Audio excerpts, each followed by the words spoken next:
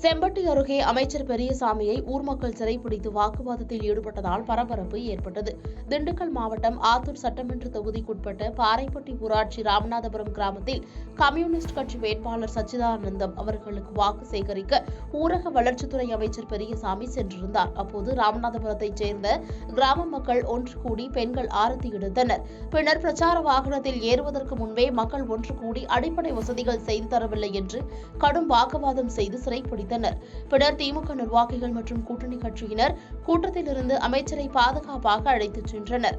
தொடர்ந்து அமைச்சரை பிரச்சார வாகனத்தில் ஏறவிடாமல் கடும் வாக்குவாதத்தில் ஈடுபட்டதால் பரபரப்பு ஏற்பட்டது.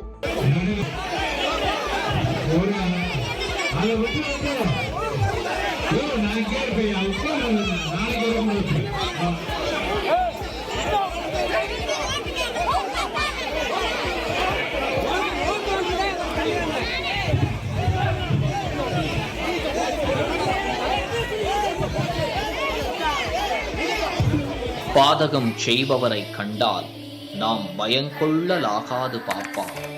மோதி மிதித்து விடு பாப்பா, அவர் முகத்தில் உமிழ்ந்து விடு பாப்பா. அண்மை செய்திகளை உடனுக்குடன் தெரிந்து கொள்ள இணைந்திருங்கள் இயம்நாடு தொலைக்காட்சியுடன்.